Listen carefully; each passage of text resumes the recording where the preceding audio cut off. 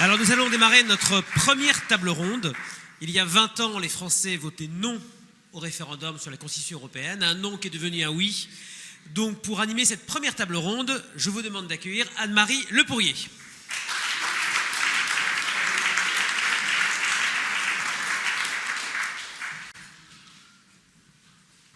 Alors merci chers amis pour inaugurer cette table ronde, puisque j'ai le rôle d'animatrice que j'aime bien.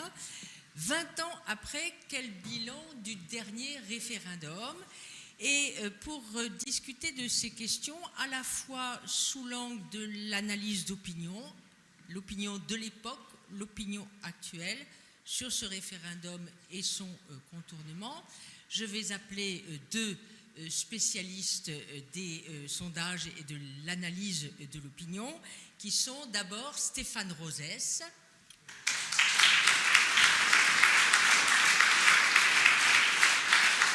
et Frédéric Dabi.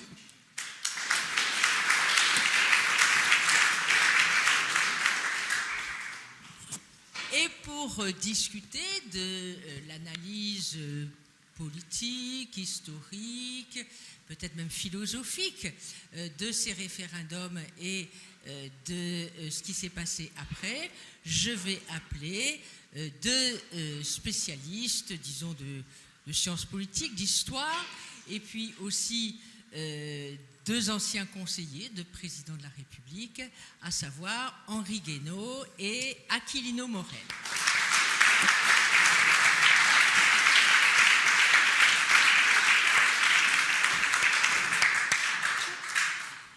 Et pour introduire cette table ronde, la constitutionnaliste que je suis va citer, une fois n'est pas coutume, un grand théoricien de la souveraineté qui s'appelle Emmanuel Macron. Alors, le 4 octobre 2023, pour l'anniversaire, le 65e anniversaire de la Constitution de la Ve République, le président Macron, au Conseil constitutionnel, au hasard d'un discours sur la réforme des institutions et notamment du référendum, soudain, il lâche ceci. Il dit « Une question émerge derrière le sujet du référendum, celle qui consiste à établir des garanties solides pour éviter la concurrence des légitimités populaires et parlementaires. » Et il dit « J'ai été frappé durant ces dernières années, en écoutant nos concitoyens, comme plusieurs formations politiques, du ressentiment qui était né du vote de 2007 revenant sur les résultats du référendum de 2005. » Et il ajoute plus loin, c'est écrit noir sur blanc, vous le trouvez sur le site de l'Élysée et du Conseil constitutionnel, il ajoute « Si le peuple sollicité par un référendum venait à décider de tel ou tel sujet et que le Parlement pouvait y revenir 1 an, 2 ans plus tard, dans les mêmes termes, et de défaire ce qui venait d'être dit, le peuple se sentirait légitimement floué. » Alors, je vais vous demander donc à chacun, tour à tour, de réagir un petit peu à ce constat fait par notre actuel président, en observant donc d'abord l'opinion française telle qu'elle se fait en 2005, puis telle qu'elle a évolué depuis, et ensuite en essayant d'analyser les causes et les enjeux de tout cela. Donc je donne tout d'abord la parole à Stéphane Rosès, qui va nous dire son analyse du référendum de 2005. Oui, merci. Pour un quart d'heure. Alors je vous laisse tous un quart d'heure, voilà. Et ensuite on débat. Merci pour l'Institut Valmy de son invitation. Pour répondre, Anne-Marie, à ta première question, j'observe que le président Macron oppose souveraineté populaire et choix des parlementaires. Ça ne devrait pas être, mais si justement c'est ainsi, c'est parce que au fil des années, à partir de Maastricht, il y a eu une déconnexion entre la souveraineté populaire, la souveraineté nationale au fondement de la démocratie, qui chez nous s'appelle la République. Jean-Yves Texier l'a rappelé, et au fond, ce que devenait l'État, épousant peu à peu les gouvernances et les politiques néolibérales de l'UE.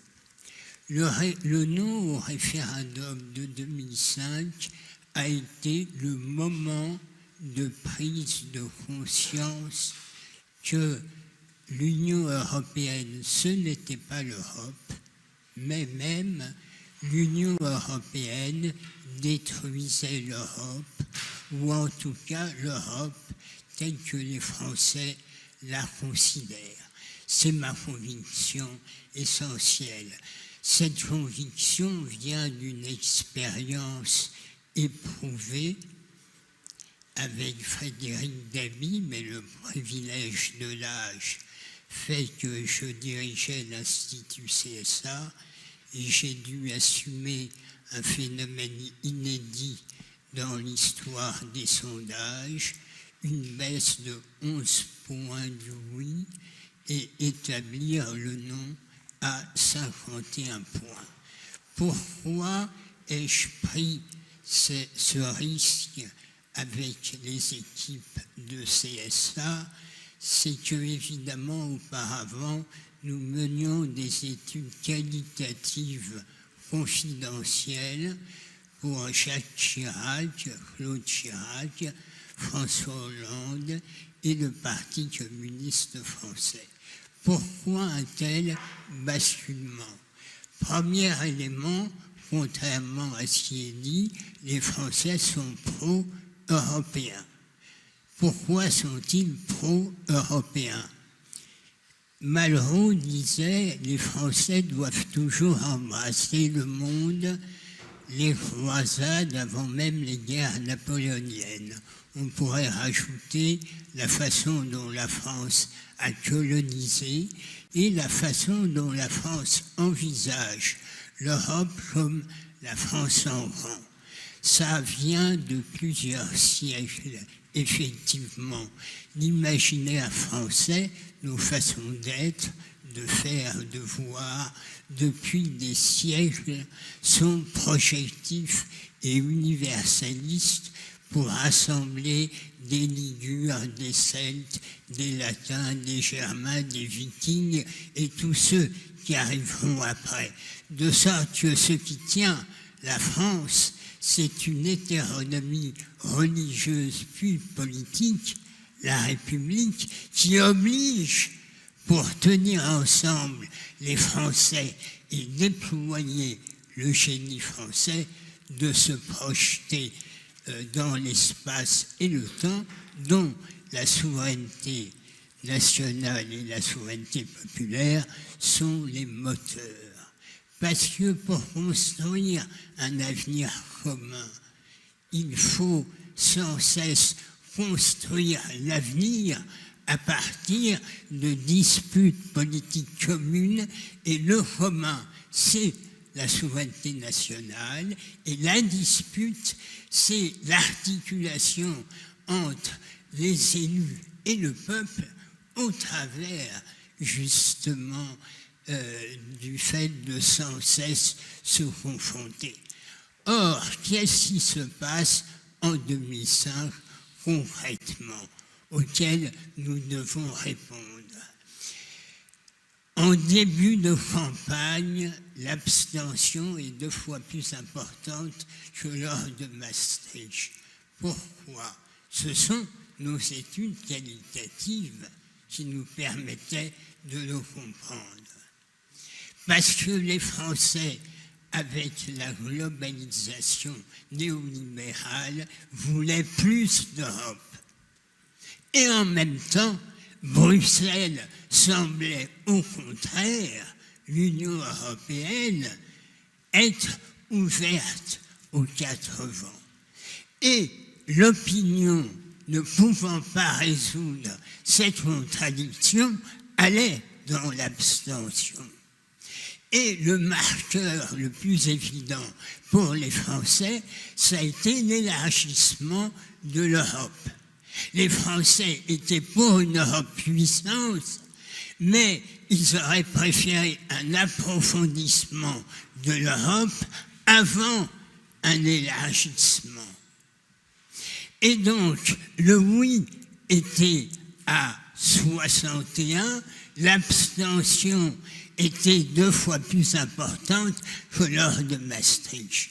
Mais nos études qualitatives, j'avais fait un graphique à l'Élysée sur le paperboard de Claude Chirac, avec un tsunami qui se préparait peut-être. Le fond de l'océan, c'était l'abstention. Et j'avais dit à Claude Chirac, s'il y a un événement de campagne qui vient bousculer la campagne, il risque d'y avoir un tsunami pour le nom. Arrive Bolkestein. C'est quoi Bolkestein? Eh bien, c'est la preuve que l'Europe élargie n'est pas une Europe puissance, conception française de l'Europe, mais est au contraire le relais de la globalisation pour affaiblir non seulement le rapport capital-travail au sein de la nation, mais l'idée même que la France soit maîtresse de son destin. Et ça a été le tsunami. Quand arrive le tsunami, nous avons, nous, à CSA, les outils nous permettant d'assumer et de mettre notre tête sur le bio. Parce que dans tout Paris, la plupart, certains se satisfont, mais le journal Le Monde a boycotté le sondage CSA pendant une semaine. Le patron de la rédaction disant, si on parle du sondage CSA, il faudra parler du passé politique de Rosès. Il se trouve qu'effectivement, j'avais été avant chevènementiste, mais il ne comprenait pas. Et souvent, on croit ce que l'on comprend. Et malheureusement, trop souvent, on comprend ce que l'on souhaite. À CSA, on ne souhaitait rien. On travaillait pour la gauche, pour la droite. On était seulement de bons professionnels, indépendants, et qui assumaient les chiffres. Je termine. Depuis 20 ans, les Français ont ressenti que l'UE jouait contre l'Europe. L'Europe, les institutions européennes sont l'inverse du génie européen. On nous dit, face aux États-Unis, face à la Chine, il faut être fort. Et donc l'idée sommaire serait que la force, ce serait la fédéralisation de l'Europe. Ce n'est pas ça, la force. Ce n'est pas ça. La force résulte de la cohérence entre les institutions et les imaginaires d'une civilisation ou d'un peuple. C'est le seul fondement de la force en matière géopolitique, la cohérence entre les institutions et les imaginaires. Il faut être du côté de Montesquieu et pas de Condorcet, nonobstant le fait que Condorcet a inspiré les aïeux de cette maison ainsi que Saint-Simon. Montesquieu dit « La loi doit résulter des us et coutumes des peuples ». Et Condorcet dit, en cela il est très français, mais il pense faux, la vérité est une, la loi doit être la même pour tous les peuples. Eh bien non.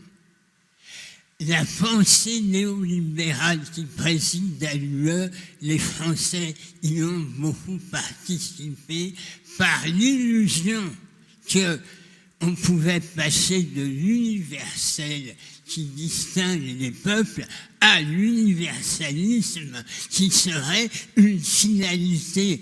Voilà le vice de forme.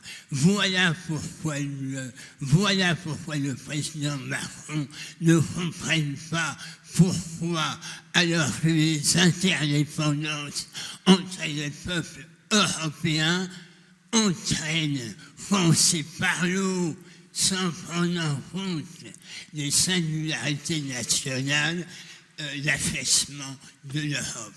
Ces néolibéraux de gauche ou de droite, contrairement à nous, ne comprennent pas que l'économie ne relie pas les peuples. Ce qui relie les peuples, c'est la cohérence entre ce qu'ils sont politiquement, culturellement, depuis des siècles, et leurs institutions politiques, leurs rapports sociaux et géopolitiques. Voilà ce que le nom, en 2005, a révélé, et voilà, sans anticiper sur le débat d'après, pourquoi il ne peut pas y avoir de redressement de la France sans retour des souverainetés nationales en Europe vers l'Europe des nations, de sorte que l'Europe retrouve sa place dans l'histoire qu'elle a quittée depuis 30 ans. Le dossier ukrainien en est la preuve la plus éclatante.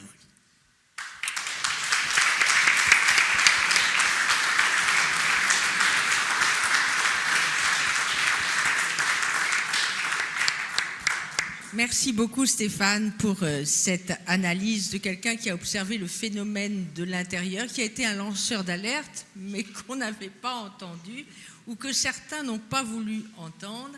Et il y aurait une thèse à faire d'ailleurs sur le déni en matière institutionnelle et européenne, sur cette façon de ne pas vouloir voir ni même entendre ce que des sondages sont en train d'indiquer. Tu es une juriste dans l'université de Montesquieu. Condorcet était un mathématicien, le père des mathématiques en politique. Et donc il pensait que la vérité conduisait les peuples, alors que ce qui est pour lui, c'est leur type de socialité. Bien, et donc maintenant, on passe au contemporain avec Frédéric Dabi qui va nous dire quelle est l'opinion contemporaine des Français à l'égard de l'Europe. Merci Anne-Marie, bonjour à tous. Merci à Julien Aubert d'avoir organisé cette journée. Grâce à toi, on rajeunit de 10 ans. La présence d'Anne-Marie empêche le collectif féministe La Barbe de nous envahir dans quelques minutes, donc nous sommes largement rassurés. Je vais quand même parler de la période de cette campagne électorale. Alors, Stéphane, tu me touches parce que ton attachement à mon égard t'a mis avec toi à CSA, mais j'étais parti de CSA en 2005, j'étais parti à l'IFOP, mais on travaillait également dans des enquêtes qualitatives, voilà. Et c'est un très bon souvenir. Effectivement, citoyennement, je le dis, c'était une campagne extrêmement joyeuse. Une campagne extrêmement joyeuse. Quand je pense à ce que nous avons connu en 2022, en 2024, c'est pas tout à fait la même tonalité. J'avais souvenir d'un sondage IFOP. Alors, bien sûr, ce n'est qu'un sondage, et je le redis une fois de plus, ce sondage, ce n'est jamais la réalité. C'est une perception du réel qui doit être questionnée, qui doit être critiquée, mais elle veut dire quelque chose. Dans une enquête de l'IFOP au mois de mai, quelques jours avant le vote, on avait 42% des Français qui déclaraient avoir lu tout ou partie du traité. Vous vous rendez compte? C'est peut-être faux, il y a peut-être 10 points de plus, 5 points de plus, mais ça veut dire quelque chose et ça s'est traduit. Stéphane le disait très bien, par cette participation très forte, 69%, moi je crois au sens du vote, quand ça vaut la peine d'aller voter, les Français votent, on l'a vu le 30 juin et le 7 juillet, 5 ans avant le référendum du 29 mai, il y avait eu un référendum pour le passage du septennat au quinquennat, il y avait eu 70% d'abstention. Donc on voit très bien ce sens du vote. Et puis professionnellement, parce que Stéphane a parlé de ses années à CSA, c'est un souvenir formidable pour l'IFOP, parce que notre dernier sondage, diffusé sur le site du JDD le 27 mai 2005, donnait le non à 56%, et nous étions les seuls à n'avoir pas resserré le oui et le non. Certains donnaient même un 50-50 ou un rapport de force proche de septembre 92 et du référendum de Maastricht. Alors aujourd'hui, quel est le souvenir de ce référendum du 29 mai? Moi, il y a 2 points que je vais mettre en avant, en respectant les 15 minutes. D'abord, et de ce point de vue-là, la phrase d'Emmanuel Macron est plutôt juste.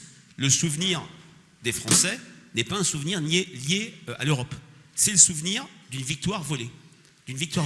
Je suis frappé de voir dans les enquêtes qualitatives où on ne suggère pas de réponse, et Stéphane en est un expert, on en a fait beaucoup ensemble, notamment pendant la présidentielle de 2002, que quasi systématiquement, quand on demande aux Français de raconter l'histoire du pays depuis 15-20 ans, 2005 sort et le traité de Lisbonne, la confiscation, le vol, vous en parlerez comme vous voulez, du non au référendum émerge.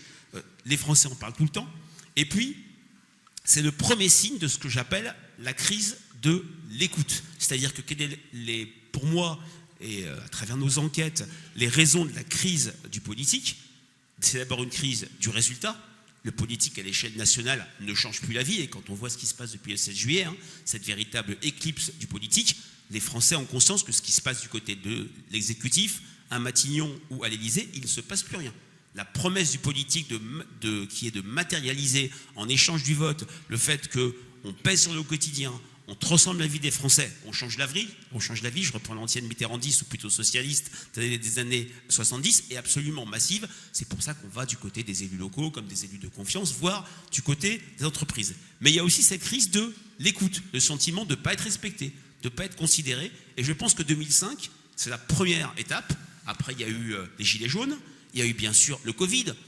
5 ans après, on considère que ça n'a pas été si mal géré que ça, mais quand même, nous avons été infantilisés. Il fallait un permis de sortir de chez soi. Puis cette réforme des retraites, pourquoi la réforme Sarkozy-Fillon-Wörth a été soutenue par une petite majorité de Français en 2010, pourquoi celle-ci a été menée alors qu'on avait 2/3 des Français, 3/4 des personnes actives qui l'a refusée. Puis j'ai envie de dire, sans polémique aucune, pour une partie importante des Français, la dernière étape de la crise de l'écoute, c'est l'empêchement quasi certain de Marine Le Pen. Il y a une enquête récente un peu choquante parce qu'elle a fait commenter aux Français une décision de justice. L'IFOP ni CSA, je pense, ne l'aurait fait, mais on a quand même 43% qui considèrent que le sursis exécutoire pour Marine Le Pen était injustifié. 43%, c'est à un point près le score de Marine Le Pen au 2e tour de l'élection présidentielle. Donc première idée sur ce qu'il reste du référendum du 29 mai, c'est cette élection, cette victoire du non volée. La deuxième idée, et je le dis très, très tranquillement ici, le regard sur l'Europe et sur l'Union européenne, je mêle bien les deux, a profondément changé par rapport à ce que l'on mesurait ensemble, Julien, en 2015, et bien sûr par rapport à 2005. Certes, quand on regarde des indicateurs électoraux, l'euroscepticisme reste majoritaire chez les Français. Si on fait une addition très simple du premier tour de la présidentielle de 2022 en classant des candidats en eurosceptiques, pro-Europe ou neutres, on monte facilement à 60-62% au premier tour, l'addition Mélenchon, Le Pen, Zemmour, etc., anti-européens. Mais clairement, l'opinion a bougé sur l'Europe vers un sens beaucoup moins eurosceptique. D'abord, il y a la question de l'Europe en tant que territoire des solutions pour le pays. Tout le monde a en tête la phrase de François Hollande au meeting du Bourget, je crois, ou peut-être au cours de sa campagne de 2012. L'Europe n'est pas le problème, l'Europe est la solution. Clairement, je le répète, dans les enquêtes qualitatives et même dans des enquêtes quantitatives, ma source c'est le baromètre IFOP Opinion sur le libéralisme, on a une majorité de Français qui considèrent que sur le climat, sur la crise migratoire, sur le terrorisme, sur l'insécurité, c'est l'Europe qui est un échelon plus efficace que le territoire hexagonal. Et puis, les Français, je pense qu'il s'est passé quelque chose. Les Français ont vu l'UE agir, bien ou mal, pendant le Covid, du fait de cette guerre en Ukraine, ce qui fait que l'Europe est peut-être un peu plus familière, et un peu plus familière dans un double contexte. Le contexte dont je parlais d'éclipse du politique à l'échelle nationale. On va publier demain notre enquête IFOP-JDD qui date des années 58, du début de la Ve République. La principale grille de lecture critique sur et Emmanuel Macron et François Bayrou, c'est l'inaction. Il ne se passe rien. Ils ne font rien et les gens ont vu un peu plus l'Europe agir. D'un côté, le national n'agit pas. Et puis, bien sûr, pourquoi l'Europe apparaît peut-être, émerge un peu plus, c'est le contexte international. Et l'intérêt nouveau et absolument saisissant des Français pour les questions et enjeux géopolitiques. Il y a encore, on va dire, 10 ans, 2015, lorsque on regardait dans les enquêtes quantitatives, dans ce qu'on appelle les ventilations, la part des Français se déclarant intéressés sur les questions internationales, ça restait cantonné aux personnes surdiplômées, aux personnes âgées, aux personnes ayant un capital culturel important. Ça a complètement volé en éclats. Les Français, de manière très massive, alors bien sûr il y a des différences culturelles selon le diplôme, mais les Français ont le sentiment que ce qui se passe dans le bureau ovale, ce qui se passe en Ukraine, ce qui se passe même au fin fond d'une forêt comme l'Amazonie, peut avoir des impacts concrets sur leur vie. Et tout ça fait ressortir en termes de territorialité l'échelon européen. Il y a eu une enquête que mènent tous les 6 mois mes confrères de Sofres, qui maintenant s'appelle Verian, c'est l'Eurobaromètre. Pour la première fois en juin 2024, on verra ce que ça donnera dans quelques semaines, la cote de popularité. Alors je répète, ce n'est que des sondages de la Commission européenne. Ils ont obtenu plutôt plus d'opinions positives que d'opinions négatives. En France, c'était la première fois depuis 92. Vous vous rendez compte? Alors, c'est bien sûr pas une adhésion massive, c'est pas de la popularité étincelante, mais ça montre que les choses ont bougé. Quand en 2015, plutôt après le Brexit, l'IFOP à quelques reprises pose la question du Frexit, on est parfois pas loin du 50-50, on est vraiment sur un Frexit très élevé. Au moment de la campagne européenne, on a reposé la question, est-ce que la France doit sortir de l'Union européenne? On a à peine un tiers de oui. Là aussi, ça montre que les choses ont changé de ce point de vue-là. Et puis, dans le cadre de cette réunion d'aujourd'hui, c'est une petite surprise pour Julien, j'ai reposé 2 questions qu'on avait posées ensemble pour le Figaro en 2015 sur le rapport des Français à l'Europe. Alors, bien sûr, je ne mets pas des lunettes roses ou je ne sais pas quelle couleur utiliser. Il reste teinté d'indifférence, teinté d'inquiétude. Je vous renvoie à une enquête IFOP pour Ouest France faite auprès de 10 000 personnes. La fierté d'être européen est de 55 et 57%. Mais est-ce que l'appartenance de la France à l'Union européenne est positive ou négative? Positif 60, négatif 40. En 2014, c'était 48 positifs, 52 négatives. C'est majoritaire, cette appartenance positive, dans toutes les formations politiques, sauf chez les sympathisants électeurs du Rassemblement national. Je rappellerai qu'aujourd'hui, les 2 points distinctifs sur la question des valeurs et des idées entre les Français et les personnes qui ont au moins une fois voté pour le Rassemblement national, ma source c'est l'enquête IFOP-JDD qui s'appelle Radioscopie du vote RN de juin 2024, c'est la question de la peine de mort, où il y a 30 points d'écart entre le rétablissement de la peine de mort souhaité par les sympathisants RN, rejeté par les Français, et le bénéfice de la France à l'appartenance à l'Union européenne. Pas d'immigration, pas l'insécurité, tous ces enjeux où le clivage gauche-droite, et donc la différenciation RN reste du pays, s'est complètement effondré. Et puis, dans ce sondage, j'ai reposé la question du vote au référendum. Si demain, si dimanche prochain, alors c'est bien sûr un artefact complet, j'en ai conscience et j'espère que dans les débats vous allez déconstruire et j'essayerai de vous répondre. Si on devait de nouveau voter pour le traité constitutionnel européen, en 2015, on avait le non qui était monté à 62%. En 2025, le non est bien sûr majoritaire, mais il n'est que de 56%. 56% à un demi-point près, c'est le score qui a été mesuré en 2005. Ce qui est intéressant, c'est alors que j'ai interrogé que les 38 ans et plus, par définition, pour ne pas avoir des gens qui n'ont pas été amenés à voter il y a 20 ans, on a des catégories sociales qui n'ont quasiment pas bougé. C'est-à-dire que le oui est majoritaire dans les catégories supérieures et chez les personnes diplômées. Le non est bien sûr archi-majoritaire dans le salariat, chez les 50-64 ans, dans les catégories populaires. Il y a une homothétie parfaite avec le vote RN aujourd'hui. Une fracture à gauche, avec des électeurs socialistes ou sympathisants socialistes qui voteraient oui, et des insoumis qui voteraient massivement non. Le grand changement par rapport à 2005, c'est qu'en 2005, les sympathisants UMP avaient voté massivement oui. Là, on est sur un non massif. La permanence, en revanche, est du côté des électeurs du Rassemblement national. Voilà en quelques mots ce que je voulais vous dire sur le rapport à l'Europe qui a été modifié. Sans parler d'euro-béatitude, loin de là, il y a toujours des critiques très fortes, mais une sorte d'apaisement, de décrispation, mais qui est une victoire par défaut entre un international qu'on ne maîtrise pas et qui fait peur, et une sphère politique nationale par rapport à laquelle la confiance n'a jamais été aussi faible. Merci.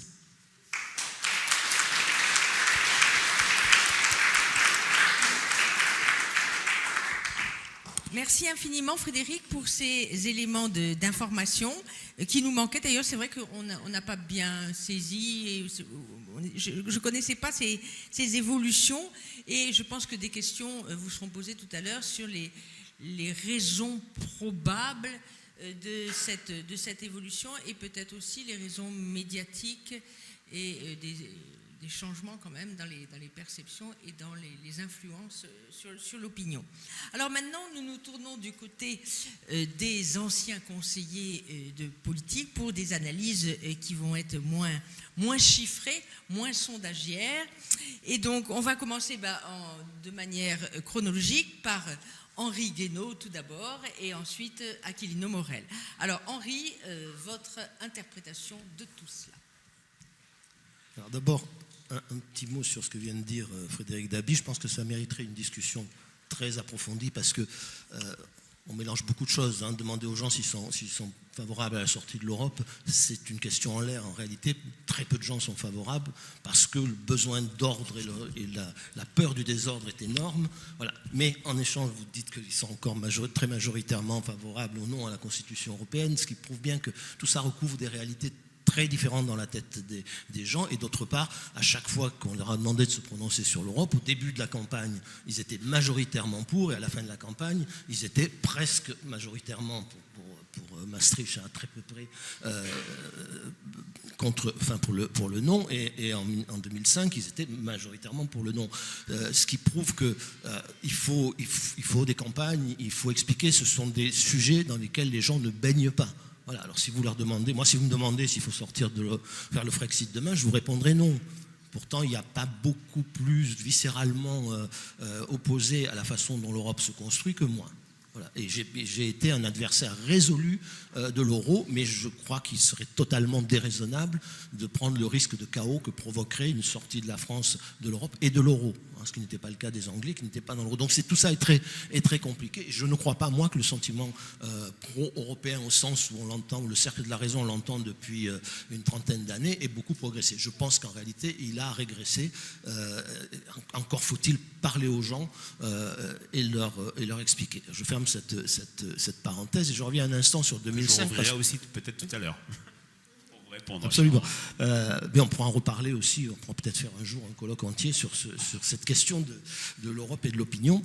Je reviens un instant sur 2005, parce que c'est quand même le point faible des souverainistes qui sont toujours acharnés à parler de la trahison démocratique. Alors que ça soit perçu comme un naufrage démocratique, ça c'est vrai.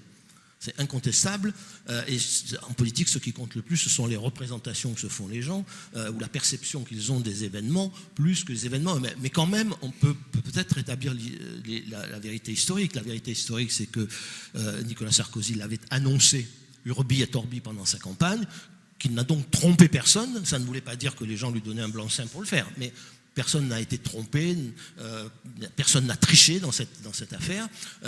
C'est quelqu'un qui a voté non à la Constitution européenne qui vous le dit, et qui est très défavorable à ce qu'a été le traité d'Amsterdam.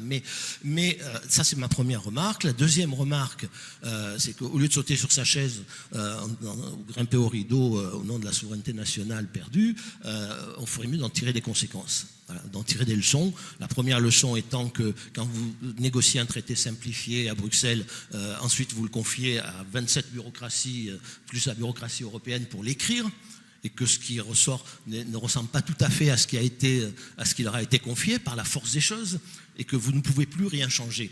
Parce que vous vous êtes mis pendant des mois, c'est 27 bureaucraties, plus la bureaucratie européenne, on déplaçait des virgules, on choisit des mots, et que plus personne ne peut changer. Donc la leçon, c'est que, il ne faut pas penser un instant qu'on refera l'Europe en renégociant massivement les traités, c'est-à-dire en disant on va refaire un grand traité européen, ça donnera aussi un monstre, comme le traité d'Amsterdam. Deuxièmement, il faut écrire dans la Constitution que lorsqu'un traité, pour ratifier un traité, il faut changer la Constitution parce qu'il est contraire à la Constitution, ça ne peut se faire que par le référendum. Voilà, il faut l'écrire, et dans ce cas-là, c'est le peuple qui ratifie. J'en profite pour faire une petite incise dans mon discours, c'est que, à propos de la phrase du président de la République, si on ne peut pas opposer la souveraineté populaire ou la souveraineté nationale à la souveraineté parlementaire, ça n'a aucun sens. La seule souveraineté qui compte est la souveraineté des peuples, pour tous les régimes.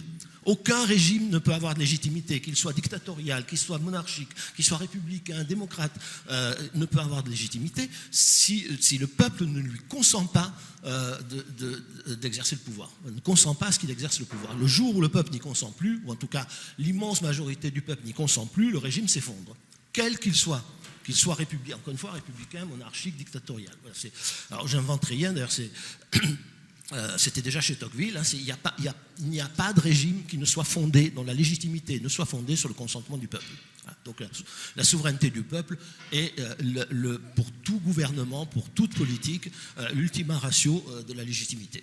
Je ferme cette petite parenthèse qui n'est pas écrite dans la Constitution, encore que la Constitution dit le peuple exerce sa souveraineté soit par la voix de ses représentants, soit directement, mais je veux dire, ce sont des principes supraconstitutionnels qui sont au-dessus de toutes les constitutions, dans la tête de tout le monde. Voilà.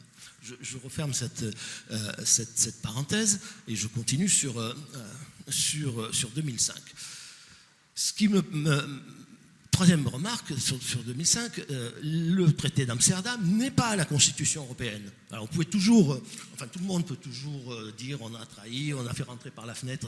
Ça n'est pas la Constitution européenne. Nous n'avons toujours pas de Constitution européenne. Voilà, elle a été rejetée et bien rejetée. Alors il est resté des choses dans le traité d'Amsterdam. C'est un monstre, c'est tout ce que vous voudrez, mais ça n'est pas. Pardon, Lisbonne, excusez-moi. Moi, Amsterdam, c'est aussi un monstre. Voilà. Non, mais c'est vrai, le traité d'Amsterdam, qui était la suite logique de Maastricht, était un monstre. Bon, il faut comprendre une chose. D'abord, contrairement à ce que pensent aussi beaucoup de gens, le non à la Constitution européenne ne nous faisait pas sortir de l'Europe maastrichtienne. C'est-à-dire l'idée que, ça y est, on était sortis et qu'on nous y a fait rentrer. Non, le grand basculement de maastrichtien, il était toujours en vigueur. Et c'est là que l'Europe bascule, là tunique un peu et beaucoup à Maastricht. Donc on n'est pas revenu au point zéro, c'est-à-dire qu'il ne s'agissait pas après de reconstruire une Europe à partir de rien. Et pourquoi je dis que ce n'est pas la Constitution européenne ? Il y a au moins un point qui est un point clé. Dans une Constitution, vous établissez la hiérarchie des normes. Et dans le traité de Lisbonne, la question de la hiérarchie des normes, qui était dans la Constitution européenne, elle a été sortie du traité. Voilà, elle a été cachée dans une déclaration annexe qui s'appelle la déclaration 17. Il faut la lire et se pincer quand même quand on la lit. Elle n'a aucune valeur juridique. Et que dit-elle ? Elle rappelle la jurisprudence de la Cour européenne de justice de 1964, qui n'est qu'une jurisprudence. Et deuxièmement, elle annexe un avis de la direction juridique du Conseil européen. Bon, voilà. Donc rien. C'est-à-dire que depuis que nous avons depuis tous les traités européens, dans aucun traité européen, nous n'avons mentionné la hiérarchie des normes. Nous n'avons jamais ratifié un texte qui mentionne explicitement la hiérarchie des normes. Le problème, il n'est pas dans les textes européens, il est chez nous. Sachant que, évidemment, la Commission européenne et la Cour de justice fantasment sur l'idée que les textes européens seraient supérieurs aux constitutions des États, ce qui n'est le cas dans aucun pays européen. Aucun pays européen ne reconnaît une supériorité des traités européens à sa constitution. Et nous, quand on est obligé quand il est contraire à la Constitution, qu'on veut à tout prix le ratifier, il faut changer la Constitution. Ça prouve bien que la Constitution n'est pas inférieure au traité. Donc, si vous voulez, dans ce contexte-là, il y a une différence fondamentale. C'est qu'aujourd'hui, pour récupérer la souveraineté de la loi française, c'est-à-dire la suprématie de la loi française sur le droit européen, il faut changer notre Constitution et non pas les traités européens. Parce que si nous ne le changeons pas, nos juridictions appliquent tout à fait logiquement la Constitution. Enfin, elles ne le faisaient pas au début de la Ve République, puisque je m'obstine à rappeler cela, mais Anne-Marie le sait encore mieux que moi, c'est que jusqu'en 1975, sous l'empire de la Ve République, la Cour de cassation considère que la loi française est supérieure au traité quand elle est postérieure à celui-ci, et le Conseil d'État jusqu'en 1989. Bon, l'Europe ne s'est pas effondrée, il n'y a pas eu le chaos, voilà. Et puis ils ont changé de jurisprudence, sous l'argument qu'on ne pouvait pas continuer comme ça, c'est un argument juridique très, très convaincant. Voilà. Et donc aujourd'hui, si nous ne posons pas le problème de cette façon, si nous ne prenons pas conscience que nous n'avons jamais ratifié un traité qui nous impose la hiérarchie des normes qui prévaut actuellement, bien nous devenons impuissants. Voilà. Or, cette impuissance, elle ne dépend que de nous d'y remédier. Et comment on y remédie? J'y reviens, sortent les constitutionnalistes, mais ça m'est égal, et il faut absolument utiliser l'article 11, quitte à en profiter pour changer aussi le contenu de l'article 11. Mais l'article 11, il a été utilisé pour changer la Constitution en 1962, et il a été utilisé pour le référendum de 69. Bon. Donc, soit on dit, c'était la Constitution qui était mauvaise et il faut la changer, soit on dit c'était anticonstitutionnel. Dans ce cas, toutes les élections présidentielles depuis 1965 sont anticonstitutionnelles. Donc tout ça est fou. Donc il faut utiliser l'article 11 comme l'a fait le général de Gaulle en 1965, que ça plaise ou non au Conseil constitutionnel, qui n'a rien à dire sur le contenu des lois qui sont soumises à référendum. Ça n'est écrit nulle part. Dans l'article 11, le seul endroit où c'est prévu, c'est pour le référendum d'initiative populaire. Et l'article 11 désigne nommément les projets de loi concernant l'organisation des pouvoirs publics. Voilà. Je rêve d'un président de la République qui aurait le courage de venir devant le peuple français en lui disant exactement ce qu'a dit le général de Gaulle. Ça concerne l'organisation des pouvoirs publics. La Constitution, c'est bien l'organisation des pouvoirs publics, donc vous allez trancher. Vous, Français, vous allez trancher, puisque la souveraineté, c'est vous. C'est vous, la légitimité, c'est vous. Vous allez trancher cette question comme elle a été tranchée pour l'élection du président de la République au suffrage universel. Bon, le Conseil constitutionnel dira ce qu'il voudra, c'est-à-dire qu'il rêve depuis des décennies d'étendre encore son pouvoir. Alors il l'a étendu au décret de convocation parce qu'il est le juge de l'organisation du scrutin, mais il n'a pas encore étendu au texte lui-même, au contenu du texte lui-même. Voilà. Et puis il y aura un conflit politique, mais ça c'est un vrai combat politique, c'est un vrai combat juridique. Voilà. C'est un mur à franchir. Si on ne le fait pas, que se passe-t-il? Il se passe ce qui se passe depuis des années, c'est-à-dire que la responsabilité politique se dissout petit à petit. Le problème que vous posez, que vous voyez de façon par divers bouts dans toutes vos enquêtes d'opinion, tous les deux, c'est que les Français ne peuvent plus demander de compte à leurs dirigeants. Leurs dirigeants, la veille des élections, ils disent voilà, on va changer ça, très bien. Et puis le lendemain, dire c'est pas de ma faute, c'est pas moi, j'y peux rien. Voilà, ça c'est la fin de la responsabilité politique, et la fin de la responsabilité politique, c'est devant le peuple, c'est la fin de la démocratie. Et toutes les démocraties européennes sont en crise. Alors il n'y a pas qu'elles, on dirait les États-Unis c'est pareil, parce que les sociétés se défont, elles se fracturent, mais aussi parce qu'on ne peut plus la mettre en cause. On vous dit mais j'y suis pour rien, c'est pas moi. Regardez, le ministre de l'Intérieur dit il faut rétablir le délit de présence irrégulière sur le territoire, de maintien en situation irrégulière sur le territoire. C'est une décision, ça a été supprimé de la loi française parce que la Cour de justice avait considéré que c'était contraire au traité, parce que nos juridictions suprêmes appliquaient la jurisprudence de la Cour de justice. Donc si vous ne changez pas la hiérarchie des normes, la loi française n'y peut rien. Voilà, donc vous vous moquez du monde. Et quand il ne se passe rien, les gens finissent par dire ils nous ont encore menti. Voilà. Et de mensonge en mensonge, ça va très très mal finir. Voilà, c'est tout ce que je voulais dire, mais c'est pas la peine de crier à la trahison sur 2005. Tirons-en les leçons. Voilà. Et je crains hélas que, pour l'instant, la classe politique, qu'elle soit de droite, de gauche ou du centre, au-delà de ceux qui sont absolument convaincus que l'Europe va nous sauver, vous savez, c'est une technique assez extraordinaire depuis quelques décennies dans la politique française. C'est je casse quelque chose en vous disant que je le casse pour le sauver. Donc je dilue la France, je supprime sa capacité de décider pour elle-même pour la sauver. Comme je détruis la sécurité sociale pour la sauver. C'est chaque fois qu'on taille une brèche dans le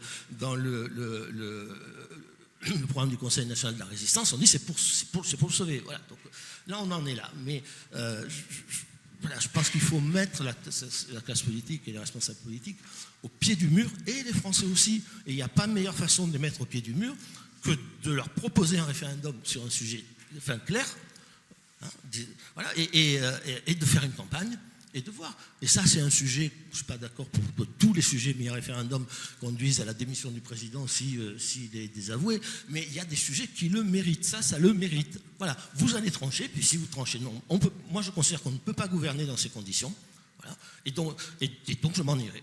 Et aux Français de décider, après une campagne. Les 2 dernières campagnes de ce genre ont montré que les lignes bougeaient beaucoup quand on faisait campagne. Moi, la première campagne de ma vie, c'est Maastricht. Hein, je peux vous dire que personne ne croyait que les lignes bougeraient à la fin de l'année 91. Personne, y compris ceux qui ont fait campagne. Hein.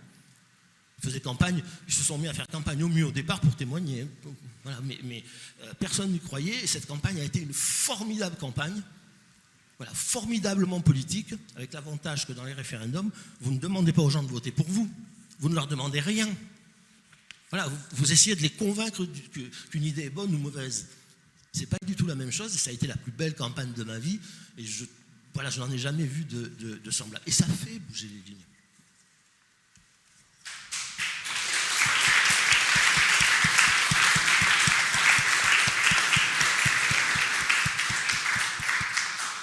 Alors, merci beaucoup, Henri. On discutera tout à l'heure du point de savoir si on peut faire réviser la Constitution au moyen de l'article 11, comme l'avait fait le général de Gaulle en son temps. Le problème, c'est que tout le monde n'est pas de Gaulle. Et le second problème, c'est qu'il y a un autre organisme qui a beaucoup changé, c'est le Conseil constitutionnel, qui ne fait plus du tout ce qu'il faisait autrefois et qui menace d'annuler le décret organisant un tel référendum parce qu'il serait contraire à la Constitution. Alors s'il le fait, comment les maires vont faire pour ouvrir des bureaux de vote sur la base d'un décret annulé? Tu vas nous dire. Très bien. Alors donc, sur le même sujet, je passe maintenant la parole à Aquilino Morel, qui a rédigé un livre intitulé L'opium des élites au sujet de l'Europe. Et j'ai le souvenir effectivement qu'à une certaine époque, on parlait des eurolâtres ou des europhiles en les appelant les europiomanes. Alors donc, vous allez nous dire ce que vous pensez de cette catégorie particulière. Merci beaucoup. Merci à Julien Aubert de son invitation. Je suis heureux de saluer toutes les personnes présentes aujourd'hui et de retrouver mon ami Henri, avec lequel j'ai un peu l'habitude désormais de battre les estrades. On a beaucoup de mal à discuter entre nous parce qu'on pense à peu près la même chose. Donc, mais c'est pas grave, c'est toujours intéressant d'échanger. Voilà, c'est très bien. Alors, avant de commencer mon propos à proprement parler, je voudrais dire un petit mot à Frédéric, parce que c'était très intéressant, très amusant que tu commettes le lapsus que tu as commis, parce que tu as cité le discours du Bourget de François Hollande du 22 janvier 2012, et ce n'était pas l'Europe qui était invoquée. Il y a cette phrase que je connais bien. C'est la France n'est pas le problème, la France est la solution. Donc, voilà. Je te le dis, voilà, la version... la véritable version, c'est bien celle-là, et ça avait tout son sens et toute sa signification, y compris pour la suite. Alors, moi j'ai un petit souvenir, et ça vous expliquera un peu la coloration de mon propos, qui sera une coloration où je me forcerai à une certaine lucidité, mais aussi une certaine, pas un optimisme, enfin une certaine combativité. C'est que lorsque j'ai été élève de l'École nationale d'administration, je m'étais battu, cher Julien, tu as dû le faire également en ton temps, pour le nom de baptême de la promo, et on s'était battu. Henri n'était pas là, mais on s'était battu pour Valmy. Et nous avions perdu. C'était en 1992. Mais 6 années plus tard, nos successeurs de la promotion 98 ont baptisé la leur donc de Valmy, ce qui prouve que les idées font leur chemin, progressent, et que tous les combats doivent être conduits lorsqu'on en est convaincu, parce que des issues heureuses sont toujours possibles. Alors, sur le bilan du référendum, 20 ans après, je vous dirai 2 choses. La première aura trait, sans surprise, à l'Europe et au sentiment européen et à ce que l'Europe est devenue. Et sur le second point, à notre pays, à notre vie politique nationale. Sur le premier point, sur l'Europe, la première chose qui a changé, et chacun l'a dit à sa manière, c'est qu'il s'est opéré à ce moment-là une prise de conscience et que plus jamais les choses ne seront comme elles avaient été jusque-là. C'est-à-dire que cette espèce d'intimidation permanente, faite de plaidoyers larmoyants, d'objurgations, d'avertissements solennels, etc., qui étaient censés nous empêcher de réfléchir, nous empêcher de penser, de prendre position. Tout ça est terminé, parce que pour une raison simple, c'est que le peuple s'est prononcé le 29 mai et qu'il a refusé ce traité. Et qu'en ce sens, la mentalité collective a profondément changé. Revenons au texte lui-même, et je suis tout à fait d'accord avec Henri. Le texte qui était proposé au départ et celui qui est sorti, c'est-à-dire le traité de Lisbonne, n'a rien à voir, parce qu'effectivement, le premier était bien un projet de constitution. On a essayé de nous dire pendant le débat, non, pas du tout, c'est un projet de simplification, c'est pour mettre de l'ordre dans nos institutions, vous savez ça, le fédéralisme envisagé comme une espèce d'idéologie managériale, on va répartir les compétences, etc. Non. Il y avait un préambule, il y avait une charte, il y avait 448 articles, 36 protocoles additionnels, mais tout ça était bien un édifice constitutionnel avec cette hiérarchie des normes qui était introduite. Et cela, les Français n'en ont pas voulu, ils ont dit non. Donc on a ensuite été contraints d'accepter, j'y reviendrai, et mon opinion n'est pas tout à fait celle d'Henri, le traité de Lisbonne, mais en tout cas, la Constitution, elle a été refusée. Et c'était, historiquement, la cinquième occurrence de l'offensive fédéraliste. Nous avions eu, après le traité de la CECA et la déclaration Schuman, dont on vient de fêter le 75e anniversaire, le 9 mai 50, nous avions eu la première fois la Communauté européenne de défense et la Communauté politique européenne en 1954. Puis nous avions eu l'offensive féroce du président de la Commission allemand, Walter Hallstein, en 1965, à laquelle le général de Gaulle avait dû s'opposer en pratiquant la politique de la chaise vide, vous vous en souvenez, et aboutir au compromis de Luxembourg. Nous avions eu ensuite, évidemment, et ça renvoie à la responsabilité historique de la gauche, le tournant de mars 1983, qui ne fut pas un tournant libéral, mais qui fut un tournant fédéraliste, dans lequel François Mitterrand a décidé d'engager la France dans cette spirale, avec le sommet de Fontainebleau en juin 1984, la nomination de Jacques Delors à la Commission pour 10 ans, l'acte unique européen qui a été une césure fondamentale dans notre vie démocratique, puisqu'il a étendu considérablement le recours du vote à la majorité qualifiée et non plus à l'unanimité. Et puis bien entendu, en 1992, Henri y faisait allusion, j'étais moi aussi dans cette campagne-là, à la belle campagne que nous avons perdue, mais à la belle campagne de mobilisation pour le traité de Maastricht. Donc là, en 2005, c'était bien de cela dont il s'agissait. Il s'agissait de faire un énième saut, un cinquième saut, mais quand même le grand saut vers une forme de fédéralisme. Et, encore une fois, la réponse a été très clairement non. 54,67% des suffrages exprimés, je parle sous le contrôle de nos amis, c'est en démocratie un résultat très difficile à obtenir. Très rare, avec un taux de participation de 69%, ce qui donnait une force particulière à ce résultat. Mais aujourd'hui, bien entendu, puisque échec il y a eu, et que coup d'arrêt il y a eu, nous avons aujourd'hui une version dégradée de ce fédéralisme que nous devons affronter collectivement, c'est celle de l'Empire. L'Empire, c'est-à-dire cette formule qui renvoie évidemment à notre histoire plus ou moins glorieuse, celle de l'Empire romain, de l'Empire carolingien, du Saint-Empire romain germanique, qui pour quelques pays de l'Europe d'aujourd'hui à 27 signifie quelque chose, architecturalement, culturellement, historiquement, philosophiquement, littérairement, c'est l'Europe de Musil, etc. Donc c'est l'Empire. Et vous avez de très bons esprits, qui ne sont pas que des philosophes allemands comme Habermas ou Ulrich Beck pour le proposer, mais en France, des gens comme Bernard-Henri Lévy, on peut toujours dire que ce n'est pas forcément politiquement très significatif, soit, mais cela existe. Mais en revanche, j'ai bien lu il y a 3 ans un livre de Bruno Le Maire, qui a été quand même ministre de la République pendant de nombreuses années, qui portait sur cette question, qui était un éloge et un plaidoyer pour l'Empire européen. Or, cette version édulcorée du fédéralisme, qu'est l'Empire, est tout aussi dangereuse et tout aussi perverse. D'abord parce que, Brodel l'a dit, la France, ce sont plusieurs Frances cousues ensemble, ce sont ses propres mots, et donc tout ce qui attente à la concentration, à la hiérarchisation, à la centralisation du pouvoir politique en France, attente à son identité. En ce sens, un empire européen serait la même chose, aurait les mêmes résultats sur notre pays que les États-Unis d'Europe dont rêvait Jean Monnet et dont rêvait encore Jacques Delors et dont rêvait secrètement François Mitterrand et quelques autres. Et puis, pour une deuxième raison, c'est que cette fois, c'est Kundera qui nous l'a dit, La philosophie de l'Empire, c'est le minimum de diversité sur un maximum d'espace. C'est l'Empire soviétique, c'est la Russie, si vous voulez. Et l'Europe, c'est l'inverse.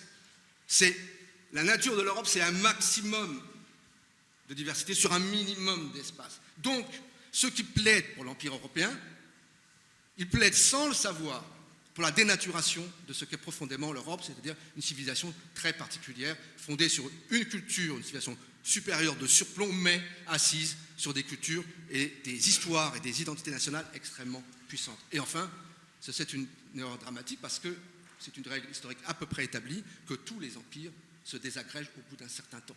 Donc pourquoi vouloir en construire un maintenant avec le pseudo-argument très fallacieux de la contrainte géopolitique qui est de dire mais si nous voulons l'Empire européen, c'est un peu contraint forcé parce que nous devons faire face à l'Empire chinois, à l'Empire russe et à l'Empire américain. Mais la Chine n'est pas un empire, c'est une nation.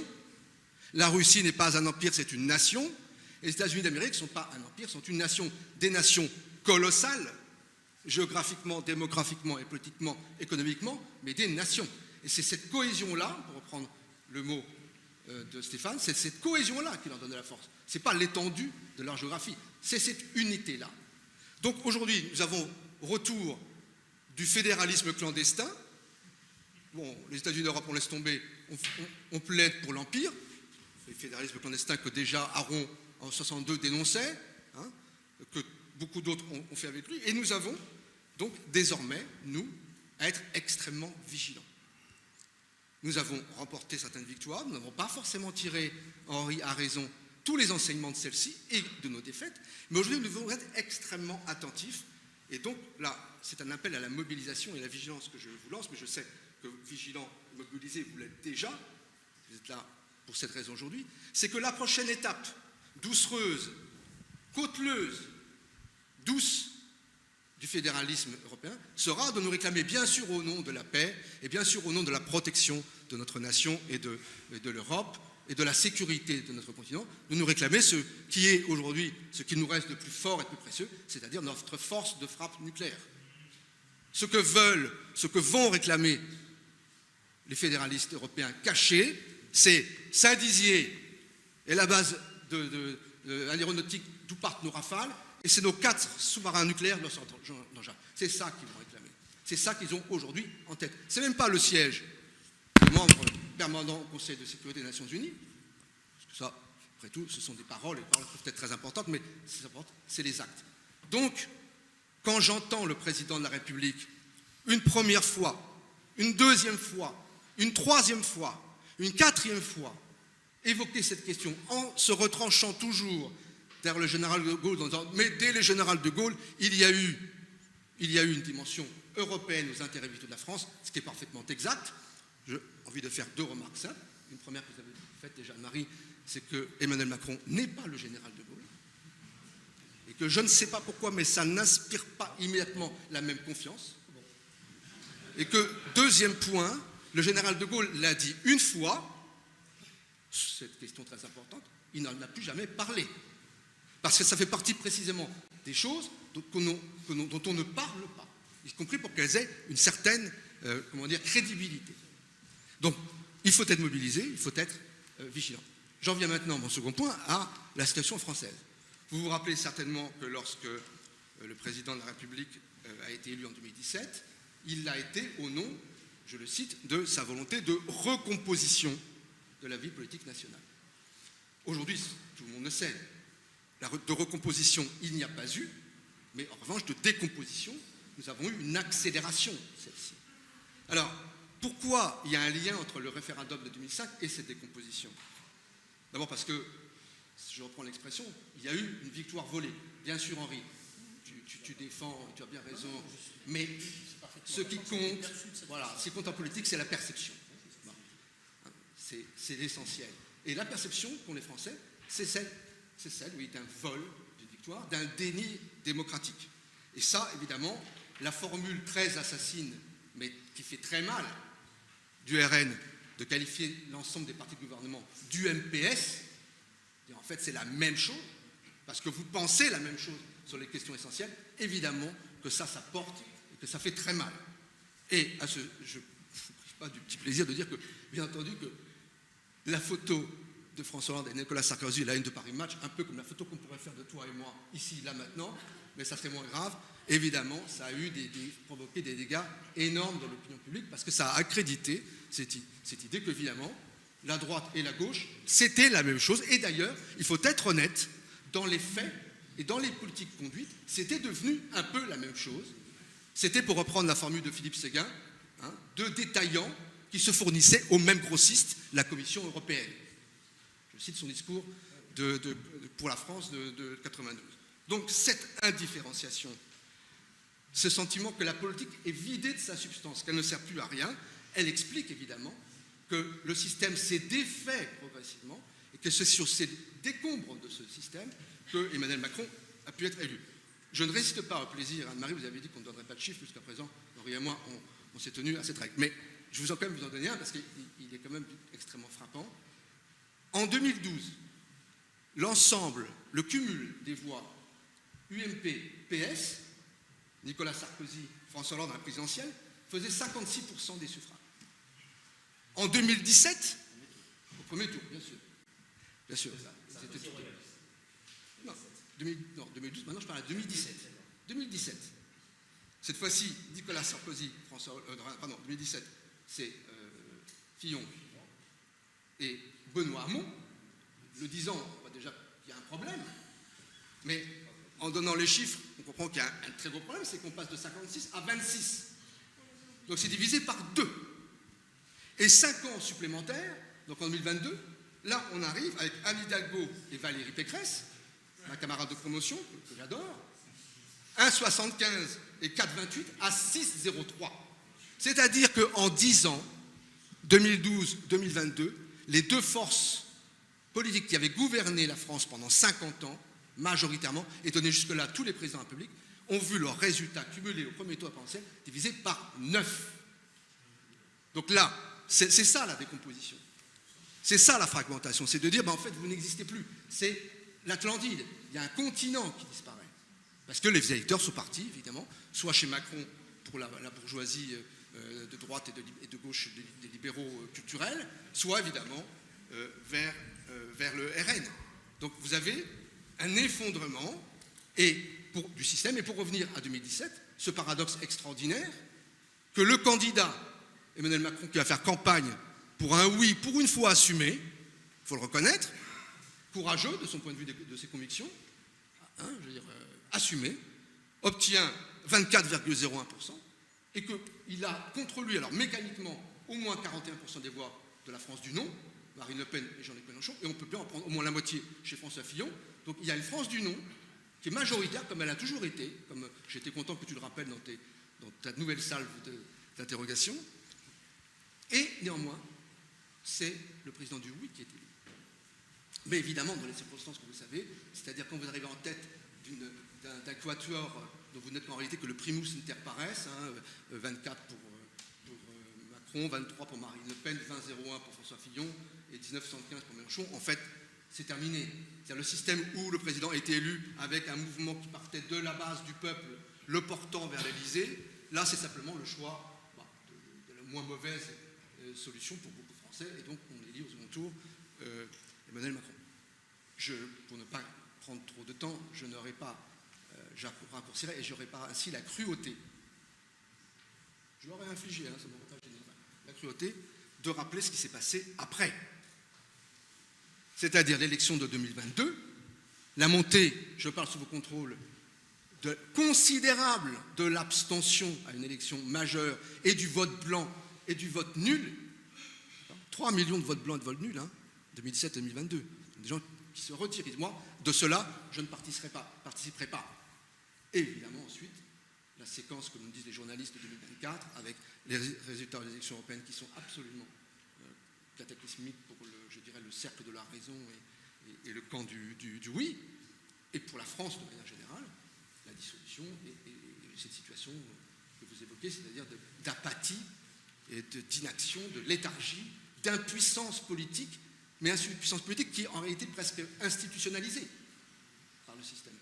Avec un Premier ministre qui ne fait rien, qui ne cherche pas à faire, un président qui fait semblant de prendre la main sur la scène internationale, alors que chacun sait que ces paroles n'ont que peu de portée. Donc j'en finirai là. Décomposition qui est liée à ce vol de 2005 et à l'impression de dépossession qui fut celle des Français et du peuple français.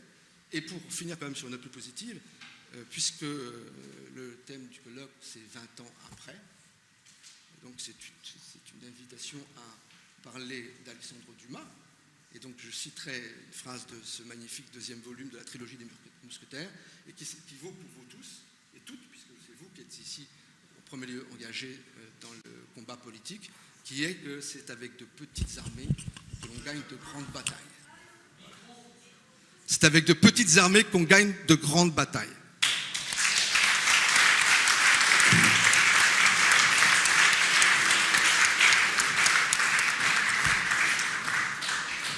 Alors merci beaucoup à tous pour vos témoignages, mais qui concordent très bien.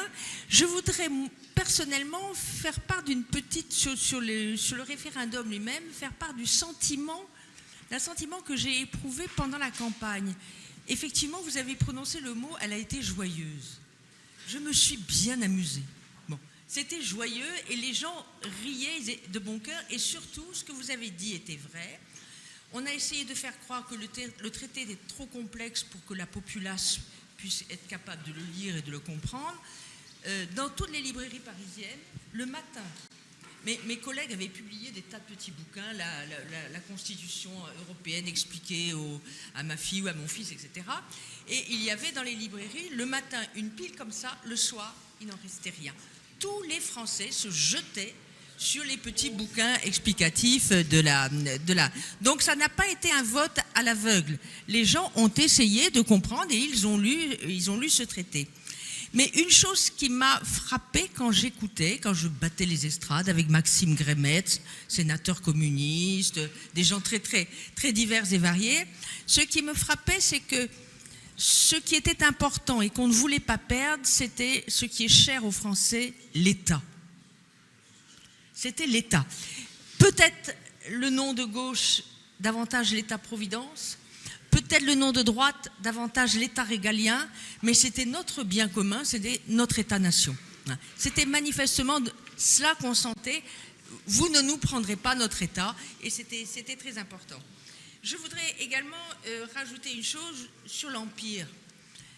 Il y a des empires fédéraux et des empires unitaires. Et tel que fonctionne, alors là c'est mon travail, mon étude du quotidien, du fonctionnement, de la jurisprudence, du quotidien de l'Europe et du droit européen, c'est même plus du fédéralisme, c'est de l'unitarisme. Et la Cour de justice a quand même, il y a un principe on parle toujours du principe de primauté, mais elle en a forgé un autre principe général du droit européen, qui est le principe d'uniformité d'application du droit européen.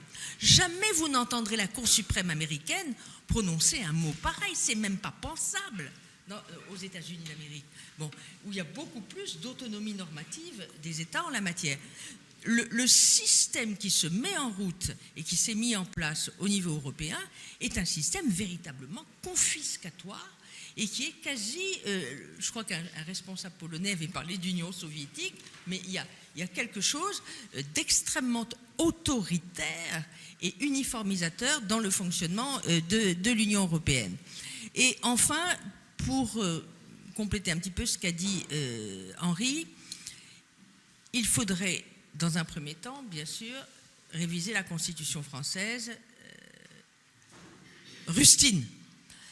Mais comme la Pologne, comme la Hongrie, comme tous les pays qui ont dans leur constitution entendu assurer la primauté du droit constitutionnel sur le droit européen, nous serons condamnés par la Cour de justice.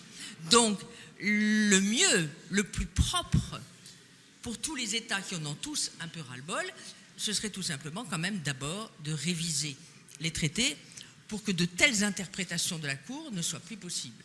Donc, on peut évidemment faire des rustines internes, mais ce serait mieux, et en tout cas au moins, d'éviter de ratifier de nouveaux traités confiscatoires, comme celui qui se prépare actuellement sur le droit de veto des États. Voilà. Alors, est-ce qu'il y a d'autres réponses? Voilà. Voilà, on va faire un petit débat comme ça et ensuite la fin. Juste sur l'article 11, d'abord, c'est pas du tout une rustine, hein, c'est la clé. Et nous l'avons pratiqué pendant de 1958 jusqu'en 75 et en 89. Le problème du droit européen, c'est pas les condamnations qu'il prononce, c'est que les décisions qu'il prend soient appliquées en droit interne par nos juridictions et en particulier nos juridictions suprêmes. Or, nos juridictions suprêmes, elles ne tiennent leur pouvoir et nos juges aussi que de la Constitution. Par conséquent, changeons la Constitution, elles n'appliqueront pas, ils pourront nous condamner à tout ce qu'ils veulent. D'ailleurs, dans les domaines où on peut être condamné par l'Europe et où il n'y a pas de conséquences juridictionnelles, je pense par exemple aux règles de déficit budgétaire ou de dette, si vous dites à la Commission européenne, non mais finalement, j'ai fait une campagne, je suis élu avec l'idée qu'on va, avec le projet de ne pas respecter pour un temps les critères de ce qu'on a appelé les critères de Maastricht jadis, hein, de convergence, la Commission européenne, quelqu'un m'a dit, vous mettront une amende, ben, je ne la paierai pas. Ouais. Personne ne peut m'obliger à la payer. Non. Bon, je ne la paierai pas. Et puis et alors ils vous donneront plus les subventions. Ben, je ne paierai pas la contribution. Et je peux vous dire qu'à partir de ce moment-là, on se remettra autour d'une table et ça va changer des choses. C'est comme la chaise vide de Gaulle en 65. Donc, c'est pas une rustine, mais c'est un combat politique interne majeur, c'est-à-dire qu'il faut avoir le courage de le mener. Alors vous me disiez tout à l'heure, il y a les maires, si le Conseil constitutionnel... Oui, alors quelle procédure pour réviser la Constitution?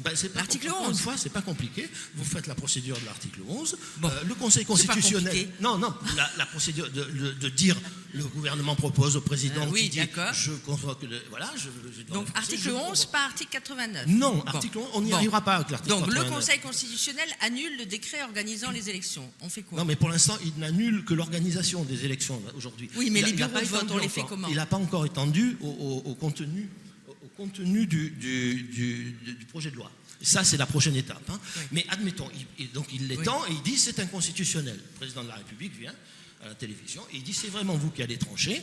Et puis les maires qui ne l'appliqueront pas, et le préfet se substituera à eux et l'organisation du scrutin sera effective. Il n'y a pas de... Oui, mais c'est un vrai bras de fer.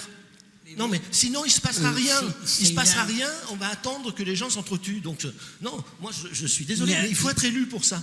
Il faut être élu sur cette promesse. Aquilino, attendez, il faut être élu. Il faut être élu. Il faut être élu sur cette... Anne-Marie, il faut être élu sur cette promesse. Il faut être élu sur cet engagement. D'accord. Voilà. Il faut être élu là-dessus. Aquilino. Je vais dire un petit mot, mais je vous avais prévenu. Hein, je suis souvent d'accord avec Henri. Donc, je suis d'accord avec Henri. Et chère Anne-Marie...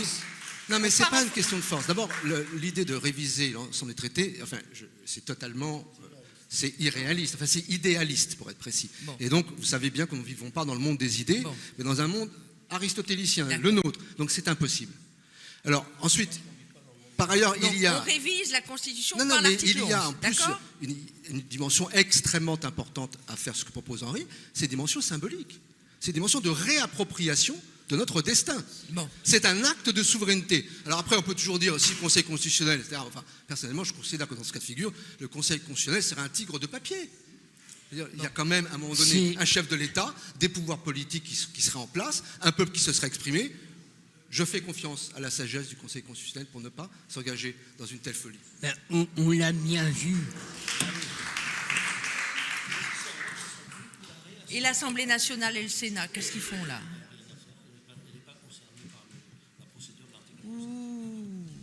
Je pense. Oh là là, Anne-Marie. Sur l'Assemblée nationale. L'Assemblée nationale, dans ce cas de figure, je suppose qu'il y a une majorité présidentielle. Oui, avec le président. C'est oui. Non, mais s'il n'y a pas de majorité présidentielle, ça veut dire que le président n'a pas de mandat en réalité. Voilà, il se passe ce qui se passe aujourd'hui. Allez, on laisse Stéphane. Non, le débat prend une tournure faussement sous l'angle juridique.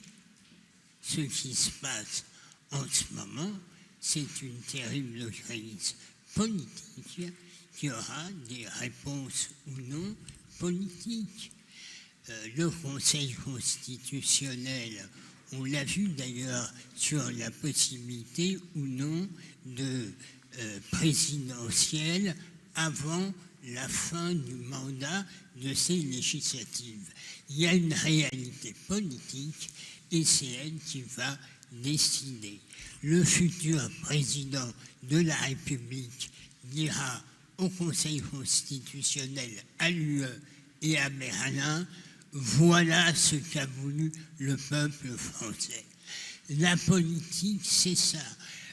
Luc von Mitterlach, qui a été le conseiller de Van Rompuy, qui a écrit « Refaire l'Europe », le dit bien. L'Europe, la loi, ce sont des normes. Mais quand il y a une crise, c'est le politique qui revient. Il n'y a pas d'Union européenne sans la France. Les précédents présidents ont fait une grave erreur. Ils ont dit, pour faire bouger Berlin, parce que c'est Berlin qui décide, hein, c'est pas Bruxelles, hein, ceux qui ont l'expérience, comme nos amis, et j'ai un peu suivi les choses. Les choses se décident maintenant à Berlin avant de se décider à Bruxelles. Bon. Donc c'est de la politique. Or, l'erreur a été chez nos présidents, une fois élus, ils allaient montrer leur lettre de créance à Berlin en pensant qu'il ferait bouger Berlin en donnant des gages économiques. Voilà l'erreur. L'Europe, c'est une configuration, ça a été dit, c'est une configuration de nature politique. Il faut faire de la politique, et Henri l'a dit, l'UE a été utilisée par nos gouvernants parce que nous sommes universalistes, mais aussi pour se dédouaner de nos responsabilités. Je voulais terminer sur un point, le propos d'Aquilino sur les types d'empires est tout à fait intéressant. Il a raison. La Chine, les États-Unis, ce sont des nations impériales et ce ne sont pas des empires. La Russie, l'empire s'est fait avant la nation, mais le commandement et la pensée russe est une pensée d'une nation dont l'imaginaire est impérial et non pas un empire au sens où on l'entend. Mais je voudrais insister avec vous sur le fait que l'Allemagne turbule. L'Allemagne ne peut plus être le centre d'un empire. Pourquoi ? Pourquoi Merz n'a pas été élu dès le premier tour ? Pourquoi, contrairement à la tradition, les sondages d'opinion turbulent en Allemagne avec une montée dans les intentions de l'AfD, alors que quand un chancelier était élu, les lignes étaient figées. Pourquoi ? Parce qu'après la chute du nazisme, l'imaginaire allemand procédural a eu un nouveau support qui n'était plus le nazisme, mais qui était l'ordolibéralisme et la cour de Karlsruhe. Qu'est-ce qui se passe avec l'invasion de la Russie en Ukraine, précédée par la phrase d'Angela Merkel, Poutine est irrationnel. J'avais eu un échange avec le président Hollande qui s'inquiétait des relations entre Poutine et Merkel.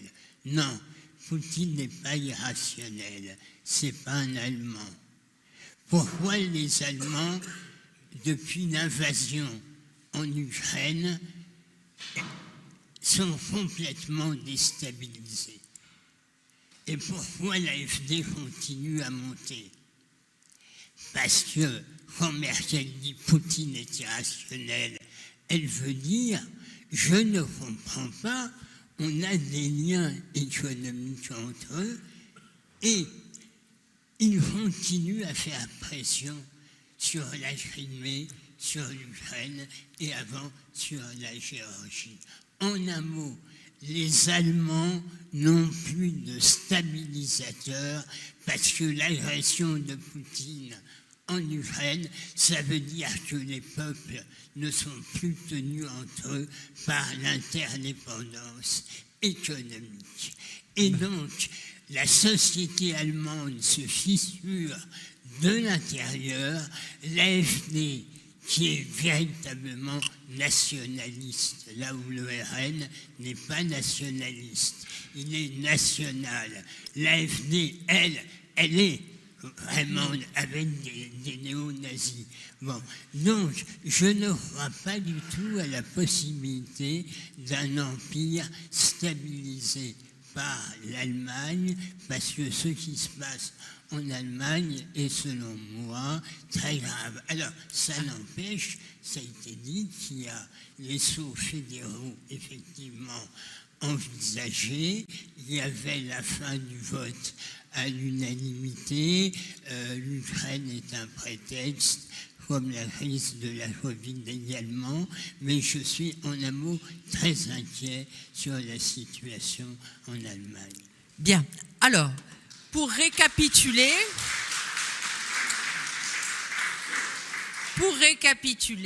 il faudrait qu'un candidat à la future présidentielle fasse campagne en disant qu'il organisera un référendum de l'article 11, c'est-à-dire direct, qui ne suppose pas qu'il y ait un accord préalable des deux assemblées pour réviser la Constitution, qu'il s'engage à faire un référendum constituant sur le fondement de l'article 11 de la Constitution. Comme ça, le peuple, s'il élit ce candidat, aura ratifié cette procédure, comme à la façon gaullienne en quelque sorte, et dans ce cas-là, on espère que finalement le Conseil constitutionnel aura la bonne idée de la mettre en sourdine et de ne pas annuler le décret de convocation des électeurs et le décret d'organisation du référendum, et on espère que ça passe, et dans ces cas-là, alors effectivement, on peut réviser les articles ad hoc de la Constitution, on les connaît, hein, c'est facile, c'est rien à faire. Ça, je vous assure que juridiquement, c'est rien à faire de changer la Constitution. Ce qui est difficile, c'est d'obtenir la procédure qui permet d'y arriver. Mais si vous êtes sûr de votre coup,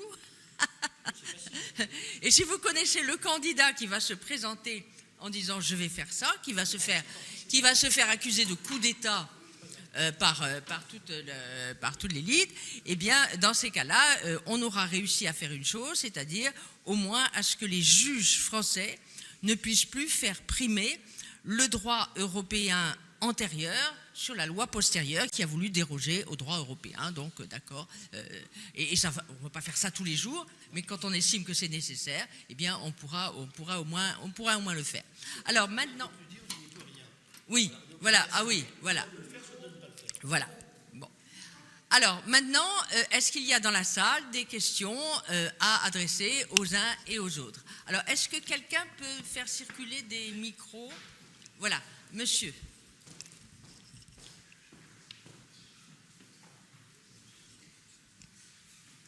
Merci à tous les orateurs pour ce que vous avez dit. Et je suis très heureux de dire à Henri Guénaud que nous sommes nombreux à penser comme lui et à même l'avoir écrit depuis longtemps. Ah, je ne parle pas assez fort. Oui, je voulais vous remercier pour ce que vous venez de dire, car j'y souscris complètement et l'avoir écrit depuis longtemps, même si je ne suis qu'un médecin. Et souvent, on me dit que je devrais aller voir ailleurs quand je fais de la politique. Je voudrais vous poser une question très précise. Je me suis intéressé, et je suis d'accord avec vous, il faut savoir dire non à un moment quand on est un homme politique, surtout président de la République. Mais j'ai regardé la composition de la Cour de justice européenne. Les Français en sont quasiment absents. Les Italiens également. Les Espagnols également. Hein, le pouvoir est ailleurs, le pouvoir est à Malte, il est à Chypre, il est dans un pays germanique. Je ne comprends pas que la France accepte ce pouvoir des juges, d'abord, et je voudrais terminer. Pour moi, la caricature, c'est la nomination en France de quelqu'un qui n'a aucune compétence juridique pour des raisons personnelles d'entente avec le président. Et je ne comprends pas que l'Assemblée nationale, à une voix près, ait pu accepter cette nomination. Pour moi, c'est un pur scandale juridique. Si on n'accepte pas le pouvoir des juges, il ne faudrait quand même pas nommer n'importe qui à la tête du principal organisme juridique de France. Alors je vais me permettre de vous faire une réponse sur la qualité des juges de la Cour de justice de l'Union européenne. Je peux vous témoigner, et un haut magistrat français me l'a dit en douce, ils sont mauvais. Ils sont mauvais, tout simplement. Bon. Quant au Conseil constitutionnel, j'attire votre attention sur une chose. Votre attention sur une chose au Conseil constitutionnel. Ne croyez pas que les gens qui ont des compétences juridiques n'ont pas d'idéologie. Et méfiez-vous des gens qui vous disent « Oh, il faut nommer des juristes parce que les juristes aussi… » Souvent, sous l'habit de juriste se déguise un grand idéologue et je suis assez sceptique sur certaines… Si beaucoup de profs de droit demandent à être nommés au Conseil constitutionnel, c'est parce qu'ils ont l'intention d'y faire quelque chose, et notamment, d'annuler les décrets. Donc, je suis très… Il faut être méfiant sur ces questions. C'est plus compliqué. Je voudrais juste compléter ce que vient de dire Anne-Marie. D'abord, il faut bien comprendre que quand on a créé le Conseil constitutionnel, on n'a pas créé une juridiction. On a créé un organisme de sages, on les appelle d'ailleurs des sages, pas des magistrats. Alors, il y a deux sujets. Il y a la philosophie, c'est-à-dire que depuis, le Conseil essaye de plus en plus de se transformer en juridiction. C'est pour ça aussi qu'on y nomme, on se croit obligé parfois d'y nommer des magistrats. Et je pense comme Anne-Marie que s'il n'y avait que des magistrats, ce serait bien pire. Voilà. Ce serait bien pire parce que ça ressemblerait à toutes nos autres juridictions, avec tous les problèmes que ça pose aujourd'hui, sur un sujet qui était en réalité juridiquement assez simple. Il s'agissait, d'abord, c'était le gardien du pouvoir réglementaire face aux empiétements de la loi, et il s'agissait pour le Conseil constitutionnel de contrôler la conformité des lois au corps de la Constitution. Bon, après, on a laissé le Conseil constitutionnel élargir ses pouvoirs et on en a changé un peu la nature avec la question prioritaire de constitutionnalité qui fait que maintenant, ça commence à ressembler non plus à un organisme qui contrôle la conformité à la Constitution, mais il y a une sorte de procès, en fait, maintenant devant le Conseil constitutionnel à propos des questions prioritaires de constitutionnalité. Donc, ça a un peu changé de nature, mais il ne faut pas abandonner l'idée que ce sont des personnages qui ont de l'expérience, normalement, enfin, ce sont des sages, dont les anciens présidents de la République, hélas, ils ne sont pas tous sages, dont des gens qui ont été présidents de l'Assemblée nationale. Évidemment, il y a un deuxième problème, c'est que les chefs d'État auparavant se croyaient obligés quand même de nommer des gens qui n'étaient pas totalement analphabètes en droit, qui avaient une forme de culture. Le premier qu'on a nommé, c'était Léon Noël, qui était un conseiller d'État, qui avait été ambassadeur, qui avait une réputation d'excellent juriste. D'ailleurs, quand le général le nomme, il le dit, il dit, voilà, c'est quelqu'un qui connaît les institutions, etc. Et ça a été le cas avec Pierre Mazot, par exemple, ça a été le cas avec Badinter. On en pense qu'on veut sur le plan de l'idéologie, mais voilà, c'était… Jean-Louis Debré, il avait été juge d'instruction, il a été président de l'Assemblée nationale, là, on a un président qui se croit permis de nommer n'importe qui, n'importe où. Voilà, et ça, c'est un vrai problème. Un mot. Aquilino veut intervenir. Un mot à propos de la Cour de justice. Rapidement. Un mot. Oui, parce que… De la Cour de justice de l'Union européenne et de sa composition, s'il suffisait, c'est un déchirement pour le patriote que je suis, de nommer des Français pour être assuré qu'une vision sensée de la jurisprudence soit établie. Malheureusement, ce n'est pas le cas. Il fut un temps, je parle sous votre contrôle, Anne-Marie, mais il fut un temps où les Français étaient bien représentés à la Cour de justice des communautés européennes. Ce n'était pas encore l'Union européenne. Ce sont eux qui étaient les plus fédéralistes. Alors, on a encore un petit moment ? Alors, 10 minutes encore. Donc, une autre question, par là. Bonjour à tous, Rodolphe présente-toi. Belster. ancien fonctionnaire de la Commission européenne, je suis espagnol, je suis désormais établi à Budapest et membre du comité scientifique de l'Institut Valmy. Merci beaucoup Julien pour l'invitation. Un petit commentaire sur la Cour européenne de justice pour commencer. Le véritable scandale, c'est que le juge allemand aujourd'hui est l'ancien chef de cabinet du président Barroso. Le vrai scandale, c'est que le juge hollandais aujourd'hui est l'ancien chef de cabinet de M. Timmermans, M. Green Deal hollandais. Donc il y a un système de porte giratoire absolument scandaleux. Voilà le vrai problème de la Cour européenne de justice, c'est du copinage. Deuxièmement, M. Morel, vous aviez dit, restons vigilants. Très bien. Aujourd'hui, l'angle d'attaque, le cheval de Troie de ces tendances centralisatrices et autoritaires que vous avez si bien décrit, chère Anne-Marie, c'est l'état de droit. L'état de droit combiné en plus avec le chantage financier, ce qu'on appelle la conditionnalité, et à savoir, quand on ne suit pas la ligne politique, eh bien effectivement, on se fait virer d'Erasmus, par exemple, on se fait confisquer des milliards et des milliards de fonds européens. Et ça a un effet également sur les élections. Donc aujourd'hui, l'Union européenne, sans aucun complexe, intervient dans les élections, ou par omission, comme en Roumanie, ou par action, par exemple, comme elle l'a fait en Pologne. En Pologne, c'était très simple, on leur avait confisqué 137 milliards d'euros jusqu'à ce que Tusk soit réélu, donc nouveau gouvernement, 3 mois après, il a reçu tout son fric. Et donc, si on veut rester vigilant, c'est l'angle de l'état de droit qu'il faut analyser. C'est devenu le nouveau joker, la nouvelle excuse pour justement faire de l'Union européenne cette espèce de molosse néolibérale qui, effectivement, par résistance maintenant avec l'administration américaine, la nouvelle, qui a quand même certains défauts, surtout de communication et de forme, eh bien, effectivement, ils sont en train de renchérir. Et la vraie menace aujourd'hui, c'est qu'au nom de l'état de droit, on est en train d'imposer une idéologie et qui est absolument aux antipodes de tout ce qu'on est en train de défendre aujourd'hui. Donc soyons vigilants, ça s'appelle l'état de droit, ça s'appelle la conditionnalité du budget européen au nom de l'état de droit. Merci. Voilà.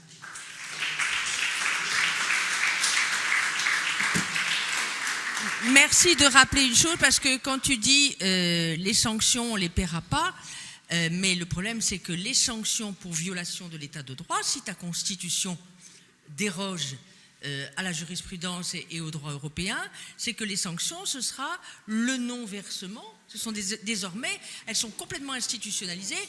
Il faut voir ce que la Pologne, la Hongrie et autres ont perdu comme fonds européens. Alors, bien sûr, je pense qu'on ne nous traiterait pas, la France, comme on a traité les Polonais et les Hongrois. Mais enfin, la logique, c'est que notre constitution sera un acte de rébellion, notre constitution révisée sera un acte de rébellion contre l'état de droit, et donc une procédure de l'article 7 pourra être engagée. Oui, alors moi j'ai une réponse, pardon. Hein. C'est d'abord la France, c'est pas la Pologne et c'est pas la Hongrie, hein. C'est pas la Roumanie non plus. D'abord la France c'est un contributeur net. Voilà. Et il n'y a pas de problème. Ils font ça. Ils me versent plus, on paye plus. Je peux vous dire qu'au bout de 24 heures ou de 48 heures, on se remettra autour d'une table. Hein. Voilà.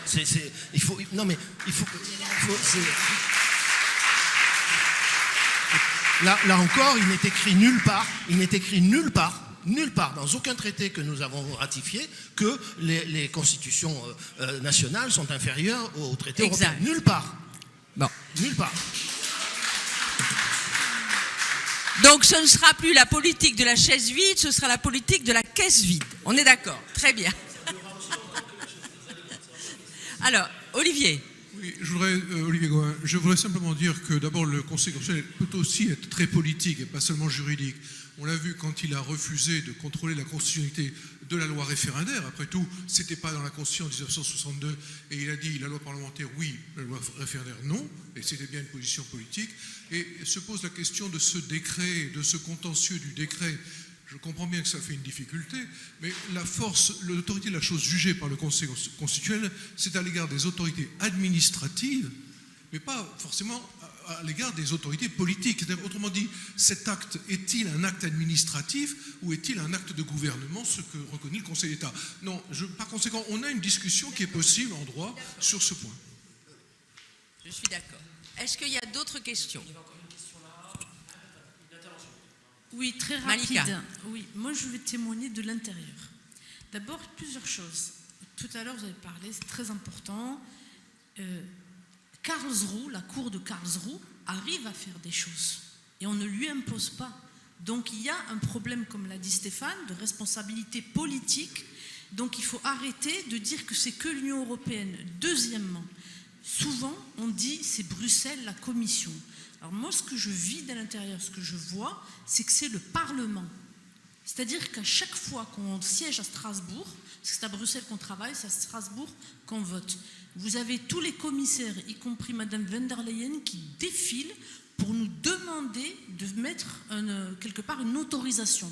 Donc si les parlementaires élus par la population faisaient leur boulot, ils pourraient absolument travailler dans le sens de la défense des intérêts des peuples. Ça, il faut le prendre en considération.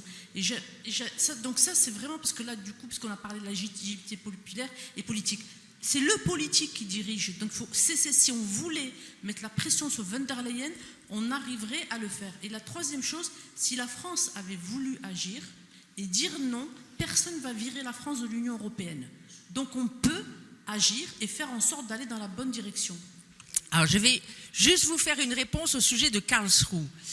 Il est vrai que lorsque le 5 mai 2020, la Cour constitutionnelle allemande de Karlsruhe a fait un acte de rébellion, mais caractérisé contre l'Union européenne, donnant l'ordre aux autorités fédérales allemandes de ne pas appliquer les décisions de l'Union européenne et de la Cour de justice qu'elle a accusée d'excès de pouvoir caractérisé. Eh bien, l'Union a commencé par engager une procédure contre l'Allemagne. Un peu, ils ont mis du temps, mais ça y est, c'était lancé. On avait lancé une procédure en manquement contre l'Allemagne. Et puis un beau jour, on voit passer au JO un retrait de la procédure. Et l'Union européenne, la Commission nous apprenait que finalement il était mis fin à la procédure contre l'Allemagne parce que le gouvernement fédéral s'était engagé à ce que ça ne se reproduise plus. Oh, c'était trop mignon. C'est-à-dire que le gouvernement allemand se serait engagé à ce que la Cour constitutionnelle allemande ne fasse plus des vilainies pareilles. Bon, ça m'étonnerait. Quand on sait que l'état de droit est vraiment sacré en Allemagne, alors là, c'est totalement impensable. Donc on voit bien que quand c'est une grosse puissance de l'Union européenne, Madame von der Leyen met son mouchoir dans la poche. Voilà. Encore une question. Bonjour, très rapidement. Nathalie Cricorian du Ronsois. Je suis historienne et philosophe. J'aurais, par rapport à l'excellent scénario que nous a proposé, qu'a dessiné Henri Guénaud, on se heurte, me semble-t-il, à deux évolutions récentes de la vie politique française. D'une part, la difficulté à obtenir une majorité présidentielle et, allant dans le même sens, les récentes velléités de mettre en place la proportionnelle. Merci. Je n'ai pas bien entendu. Est-ce que vous pouvez... Vous voulez que je répète ? Oui, je veux bien. Ah, pardon. Oui, non, c'était par rapport au scénario que vous nous avez proposé, auquel on adhère en grande majorité sur la nécessité d'en finir en fait avec, sur le plan juridique, la question des normes, du choix des normes. Il me semble que sur le plan politique, en politique intérieure en France, la résolution de cette question des normes se heurte à la vie politique française et à deux évolutions récentes qui sont d'une part la difficulté à obtenir une majorité présidentielle, qui serait en fait essentielle dans votre scénario, et d'autre part les velléités actuelles de mettre en place des élections à la proportionnelle. Oui, alors, première question, le défaut de majorité, c'est mieux s'il y a une majorité présidentielle, mais s'il n'y en a pas, le Parlement n'est pas concerné par la procédure de l'article 11. Il n'a rien à dire dans cette procédure.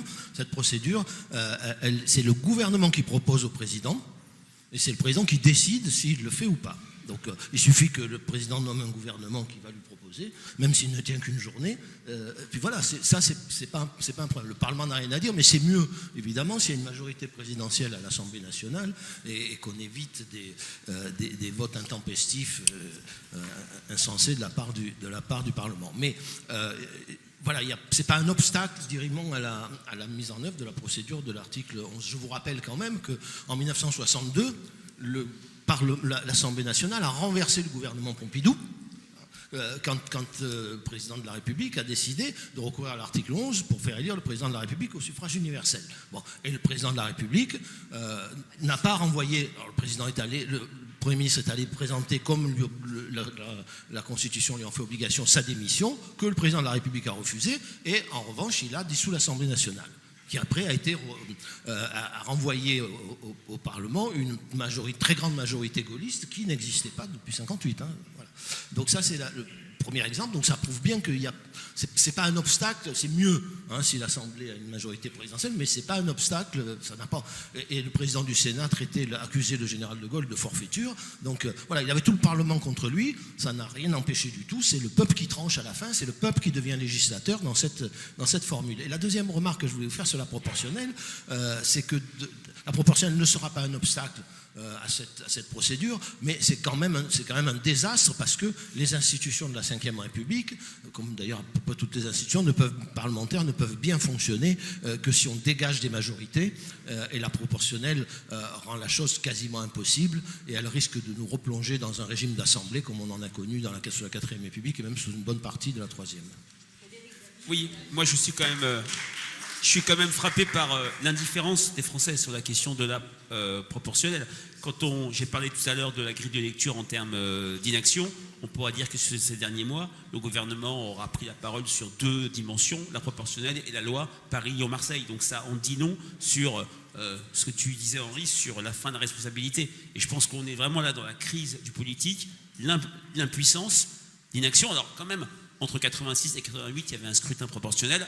Le gouvernement a pu agir de manière forte et très correcte. Et si je ne me trompe pas, l'élection du 30 juin et du 7 juillet, c'était une élection au scrutin majoritaire à 2 tours. Mais la question, c'est cette impuissance, cette crise politique. Il y a quand même des endroits où ça se passe bien. Une fois de plus, la sphère locale, on n'a pas du tout ce problème quand nous travaillons sur l'action municipale, l'action des équipes municipales, cette question de l'impuissance, de l'inaction. On a tendance à dire un peu rapidement que les Français sont dégagistes. S'il y a un élu que les Français ne dégagent quasiment jamais, je dis bien quasiment jamais, c'est le maire. Et c'est un enfant d'ici les Moulineaux qui vous le dit, donc je sais de quoi je parle, si je puis dire.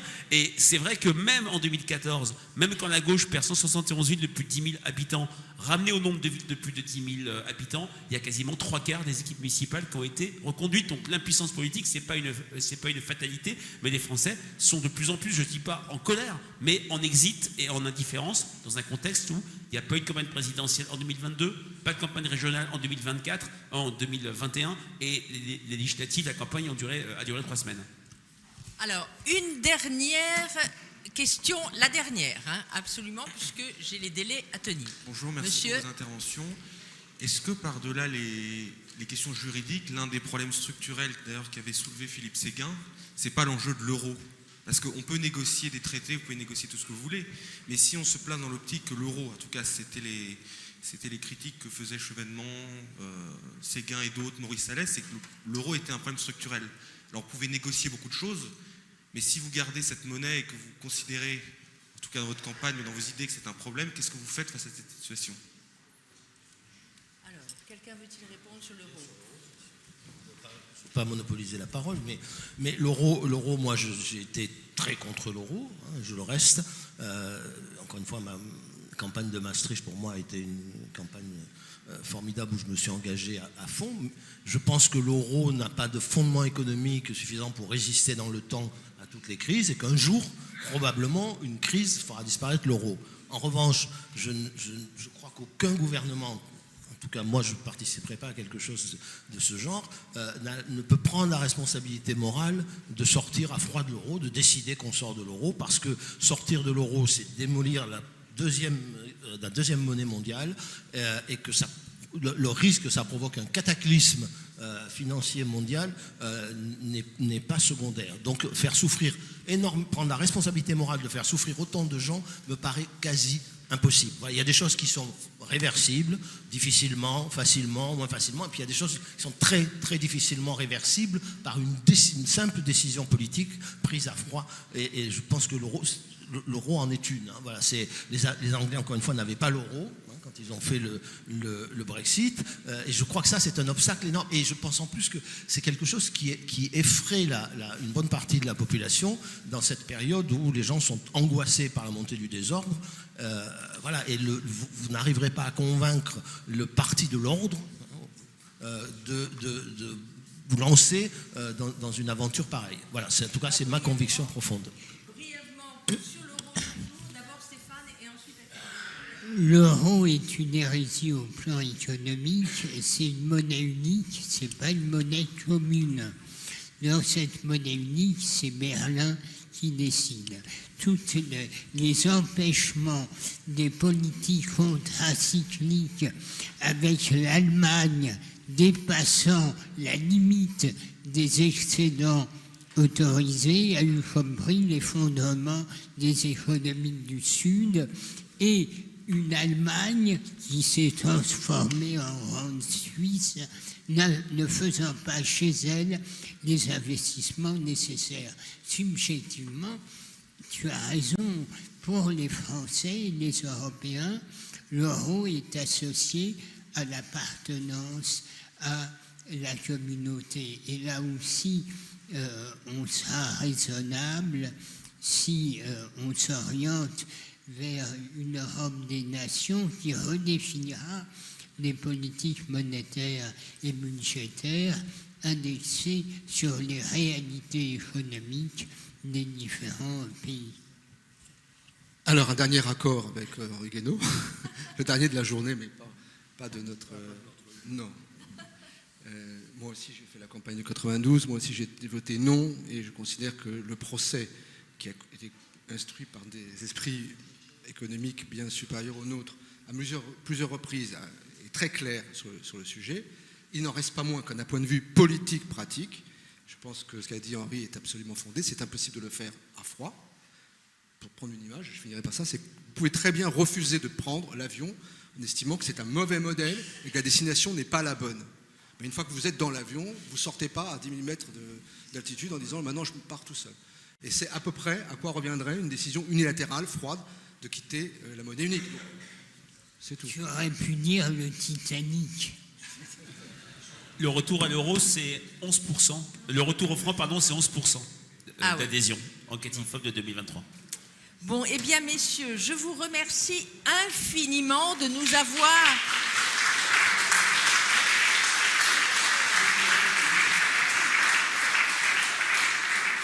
Vous nous avez réarmés, comme on dit dans le discours à la mode.